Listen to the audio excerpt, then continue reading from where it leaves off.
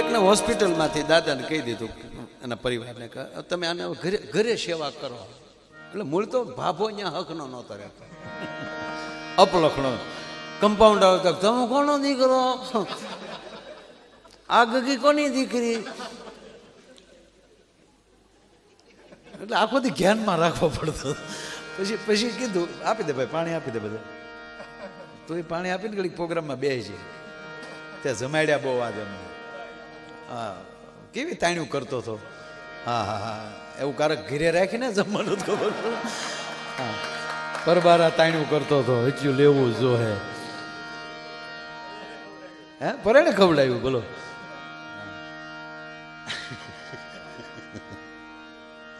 ફૂલવાળી દીધો એને. એ પતિ પત્ની આમ હવે તો જે આમ યુવાન બધા હોય ને એ એકલા બેઠા બેઠા વાતો કરતા ને તમે સાંભળજો, તમને એમ થાય કે ઓહો હો બસ આખી દુનિયા આમાં બેમાં છે, બાકી પૂરું થઈ ગયું. ગળગળા થઈને વાતો કરતા, ઓલી વળી બાજુમાં બેઠો. અને આમ તમે અમદાવાદ બાજુ જાઓ ને, વટી જાઓ ને ઓલી બાજુ, અહીંયા બકા કે બકા,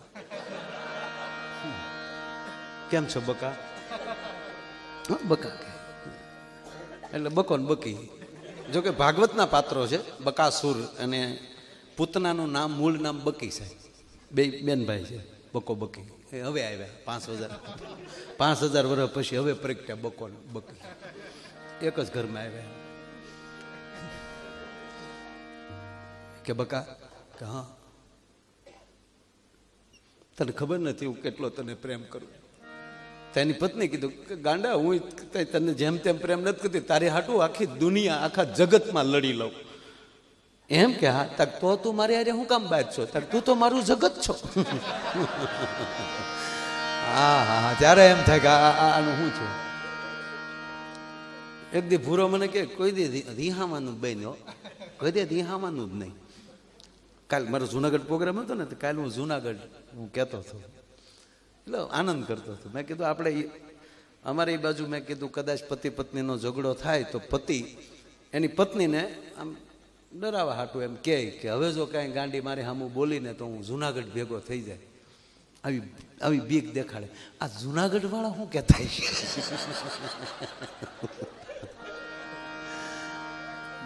એક બાપુ આગળ બેઠા હતા, મને કે એ હરિદ્વારનું કહે, પલ્લો લાંબો આવે પછી. અને વાતે હાસી ને એક જાય પછી તો પોલા ફેંકે જવાનું. એટલે ભૂરોય મને કીધું, મને કે ભાઈ કોઈ દી રિહાવાનું મેં હાવ બંધ કર્યું.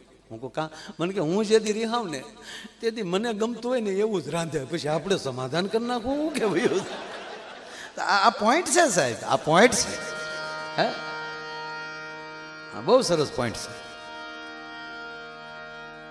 ના થોડું ઝઘડો થોડો થવો જોઈએ, ન થાવ એમને થતો જ હોય ને. આમ મીઠી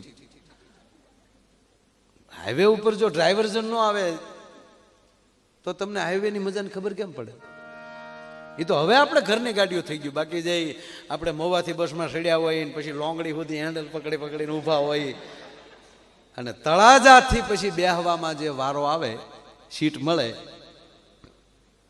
એ રિઝર્વેશનમાં મજા ન આવે છે. શું કામ? પરિસ્થિતિમાં લઈ પસાર થયા પછી જે વસ્તુ મળે છે એનો આનંદ છે સાહેબ. આપણે બધાએ જે પરિસ્થિતિમાં લઈ પસાર થયા છે ને અત્યારે આનંદ કરી શકીએ છીએ ને, એનું કારણ એ છે કે આપણે પાયાની ખબર છે. આજના કદાચ યુવાન છોકરાઓને ખબર નહીં હોય તાણ શું કહેવાય, અપડાઉન શું કહેવાય ને શું ખબર હોય. એડમિશન લેવા જવું માટે બાપુજીને ક્યાં ખબર હતી દીકરાઓ ક્યાં ભણે છે. હું તો યુવાન દીકરાઓને કહું છું કે પાયો ભૂલતા નહીં. પરિવારે જે ભોગ દીધો છે એવી પરિસ્થિતિમાંથી આપણે નીકળ્યા છીએ, અને એવો પરિસ્થિતિ વાળો કદાચ કોઈ દર્દી મળી જાય ને તેથી એની અંદર પોતાની જાતને જોઈ લેજો. ઈશ્વર તમને બહુ સાહેબ શક્તિ આપશે. આપણે હું ઘણીવાર આપણે એવા બધા ખૂબ આપણે ધ્યાન જ રાખીએ છીએ, સવાલ નથી સાહેબ. આપણી અત્યાર સુધીની વાત સાહેબ એક પણ ડૉક્ટરની એ બાબત ફરિયાદ નથી સાહેબ. કોઈ દર્દી એમ ન કહી શકે કે અમને આ બાબત પેમેન્ટ બાબત અમને હેરાન કર્યા છે. આ મોટી વાત છે. શું કામ? બેય નિદાન કરી છે. એટલે ઓલા દાદાને કીધું કે આને ઘરે લઈ જાઓ. હવે આ દવાખાને બાપો હસવાય એમ નથી, ઘરે સેવા કરો. તો જેમ ઓલે જળજીલની 11મી પાલખી ઉપાડે એમ ભાભાને ઉપાડ્યો. અને ભાભોય પણ લોભીનો કાંટો કેટલા દીધા ડૉક્ટરને કે કાંઈ નથી આપ્યું બાબા. એમ મોટો દીકરો ક્યાં કે આ તમારા માથા ઉપર ઊભો અહીંયા ઉમેર્યો હા નાનો એ આ બાજુ ઊભો અંધાથી નાનો આ પગ હામો ખોડાનો તમે બધા અહીંયા દુકાને કોણ છે મરતી વખતે તને હજી મેળ નથી આવતો લોભિયા. પ્યાર કરી લે શું કોઈ તારો યાર નથી ગોતી લેજે ભીતર છે ક્યાંય બહાર નથી. અંદર જે આપણને જે અવાજ આવે વાત એ છે અંદરથી જે હોકારો આવે અંદરથી છે ભાવ આવે. અને ત્રીજી વાત સાહેબ આ પ્રોગ્રામો કથાઓ રામકથાઓ અથવા તો આવા કાર્યક્રમો 2 વર્ષથી બંધ થયા આપણે જોઈએ છે જાહેરમાં નથી થતું. એક ભાઈ હમણાં જ મને 2 દી પહેલા જે વાત થઈ કે આમાં ફેર શું પડે આ પ્રોગ્રામો ન થાય તો ફેર શું પડે. મેં કીધું ગુણવત્તા વહી જાય માર્ક્સ મળે ગુણ ન મળે. આપણે ભણ્યા છે ને સાહેબ અત્યારના તો છોકરાઓ 90% લાવે 85% 100% તો ન લેતા પૂરા પણ મેળ આવ્યો તો લઈ લે એવા છે. એક છોકરાને 95% આવ્યા સાહેબે શાબાશી આપે વાહ દોસ્ત બહુ સરસ છોકરા નકર હમણાં તો વાત નહોતી તું આવું કરી સરસ કાંઈ કામ હોય કે છે એક સાહેબ કામ એટલું જ છે હવે દર વખતે ઝેરોક્સ કરાવો ને મારા ભાઈની ઝેરોક્સ બોલે પેપર ઝેરોક્સ કરાવી પછી ખબર પડી મારી દીકરી ડાયરેક્ટ પોપડો ઉપાડી લીધો.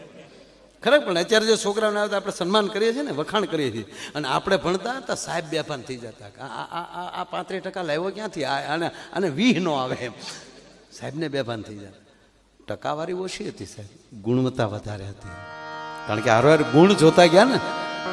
અને જીવનમાં રૂપ જરૂરી છે સાહેબ રૂપથી લક્ષ્મીનો વાત છે. સ્વચ્છ રહેવું જ જોવે બ્યુટી પાર્લરમાં જવું જ જોવે. હકીકત કહું મજાક નથી કરતો સાહેબ સત્ય કહું આ આખું વિષ્ણુ પુરાણમાં આનો ઉલ્લેખ છે કે જેવી રીતે આ દેશની સ્ત્રી જેટલા પોતાને શિંગાર સજે એટલા લક્ષ્મીજીનો વાસ થાય લક્ષ્મીજી રાજી થાય.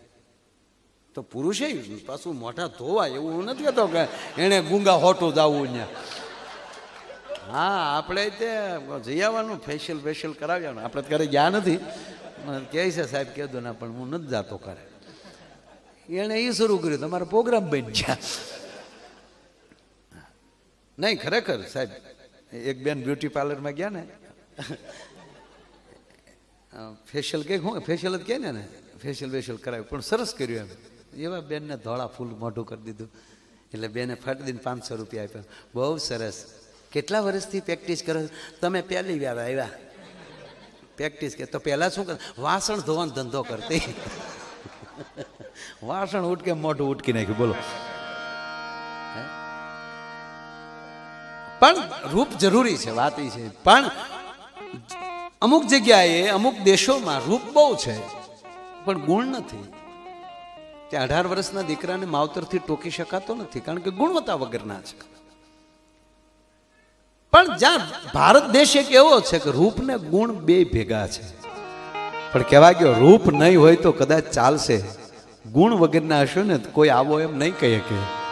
અને એટલે એક આ મને ગીત બહુ ગમે છે કે સાંભળ સૈયર ગાજ એક રસિક દિલની કોની રસિક દિલ જે કાયમ એની અંદરથી કંઈક નવી રચનાઓ નીકળે છે એવો એક જાણતલ માણસ ઈ માણસ વાત કરે છે. શું કરે છે કે સાંભળ સૈયર ગાજ એ રસિક દિલની એ વાત જો સાંભળ સૈયર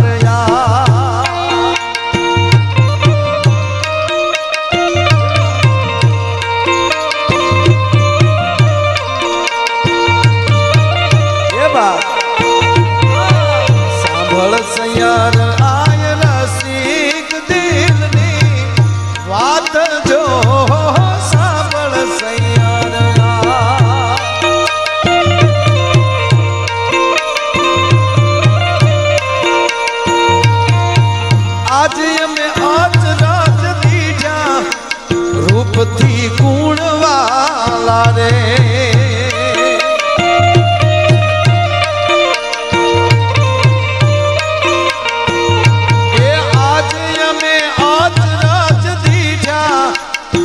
રૂપથી ગુણવાલા રે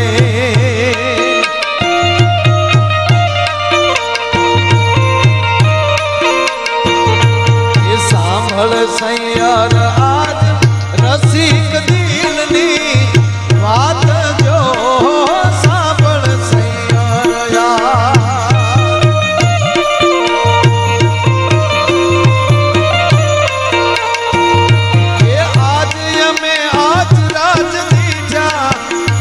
રૂપથી ગુણવાલા રે આજ અમે આજ રાજ દીધા રૂપથી ગુણવાલા સાંભળ સૈયર આજ રસિક દિલની વાત જો આજ અમે અચરજ દીઠા રૂપથી ગુણવાલા સાહેબ એક બહુ સરસ પ્રસંગ યાદ આવ્યો તો કહું ભગવાન કૃષ્ણને મળવા માટે સુદામા દ્વારકા ગયા પછી એવો કોઈ ઉલ્લેખ નથી કેટલા દિવસ રોકાણા ઘણું રોકાણા એવું કીધું છે કાગ કે ઘણા દી વીત્યા ભાગવતમાં પણ કીધું ઘણું રોકાણા કેટલું રોકાણાય નહીં પણ નરુ સત્ય તો એ છે કે ભગવાન પાસે જે સુદામા આવ્યા ને એને બીજે જ દિવસે ભગવાને આખો ટીમને પોરબંદર મોકલી દીધી હતી અને ત્યારના એન્જિનિયર મેન કોણ હતા ભગવાન વિશ્વકર્મા એને હુકમ કરી દીધો કે જાઓ પોરબંદરમાં સુદામાની નગરી તૈયાર કરી લેવો છે અને ઘટના એવી બને છે સુદામા આપણે કથા જાણીતી છે પણ મારે હવે જે વાત એક કરવી છે એ આપની સામે મારે મૂકવી છે હું હસાવાનો જ છું મારી પાસે વાત મેં કહ્યું કોરોનાની ઘોડે સોયત્ર જ કાઢી નાખવા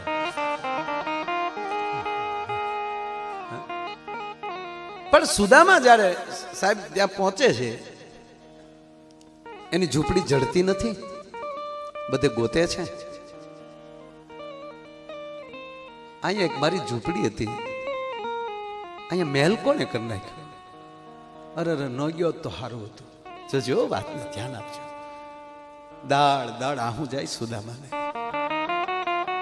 અહીંયા મારી એક ગરીબ ગાય બાંધતો હતો અહીંયા હાથી કોને બાંધ્યા અરે રે એટલા દીક વયા ગયા ખબર ન રહી કોકે મારા દીકરાઓને કાઢી મૂક્યા હશે શું કામ એના રાજા પણ બહુ દાનપુનમાં ધાર્મિક રાજા નહોતો એટલે વહેમ પડ્યો કરે રેડ મારું કાઢ નાખ ખુલા ગયા આંખમાં દાળ આહુડા જાય અને ભગવાન કૃષ્ણ દ્વારકા બેઠો બેઠો સાહેબ જોવે છે હસે છે અટવાનો સુદામા તા તો અટારીએલી સાહેબ જરૂખેથી હવેલીની જરૂખેથી ગોરાણી અવાજ કર્યો ભૂદેવ કોણ તા તો એના પત્ની હતા તમે ત્યાં શું કરો છો કે પણ આવો તો ખરા અંદર તો આવો મારા નાથે મહેર કરી છે જોવા અને પોતાના જ્યાં મહેલ જોયો સાહેબ રાજાના મહેલ કરતા મહાન એ જે પોરબંદરના જે રાજા હતા એના રાજા કરતા જ્યાં દ્વારકાધીશ એમ કહેવાય કૃપા કરી નાખે સાહેબ સત્ય ઘટનાની આપ વાત કરો પોતાનો મહેલ જો રોવે છે ભગવાન કૃષ્ણ ફરીવાર વિશ્વકર્માને મોકલે છે જાવ તો કઈ ઘટે છે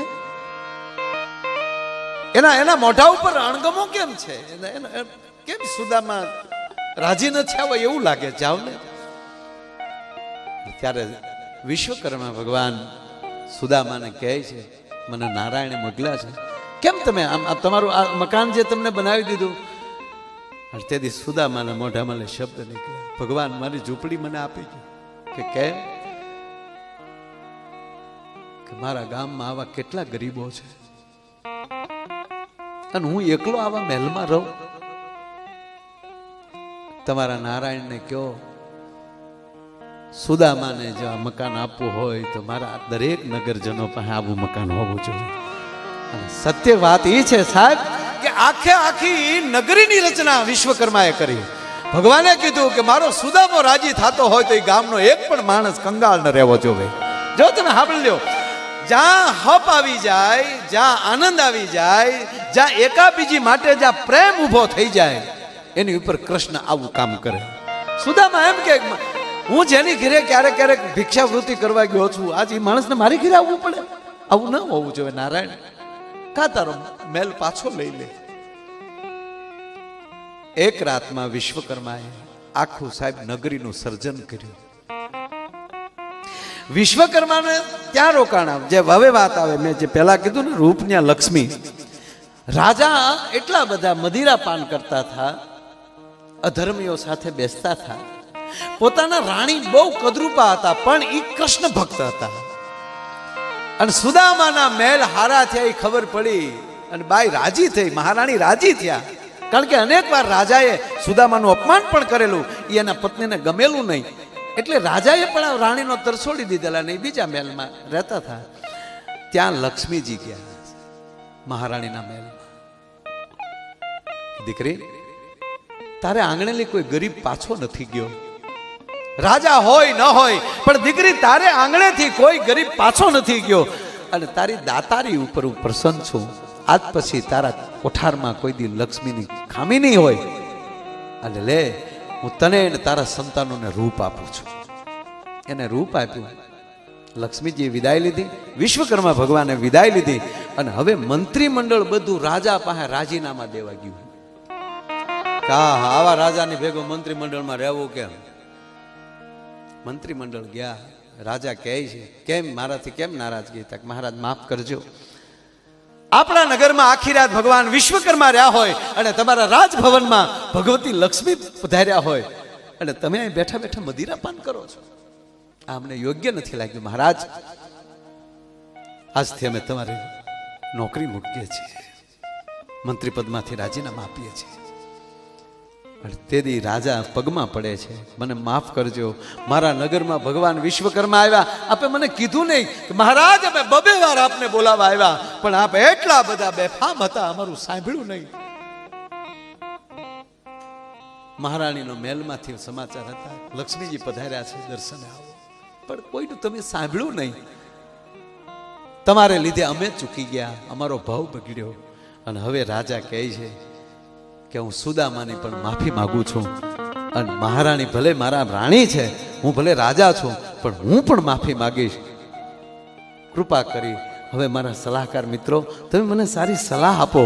અને મારા મંત્રીઓ, મારા સચિવો, આપ હવે જેમ કહેશો એમ આ રાજ ચાલશે. અને હવે મને એ કહો, સુદામાને કાયમ માટે યાદી રહી જાય એવું કયું કામ કરીએ તો આ કાયમ માટે આ નગરી સુદામા તરીકે ઓળખાય? ત્યારે સાહેબ નામ આપ્યું કે આજથી આ નગરીનું નામ સુદામાપુરી રાખીએ આપણે. મારો કહેવાનો સૂર એ છે કે જ્યાં રૂપ અને ગુણ બધું ભેગું થઈ જાય પછી એનો વાંધો નથી આવતો, એનો પછી કોઈ પલો ન પકડી શકે.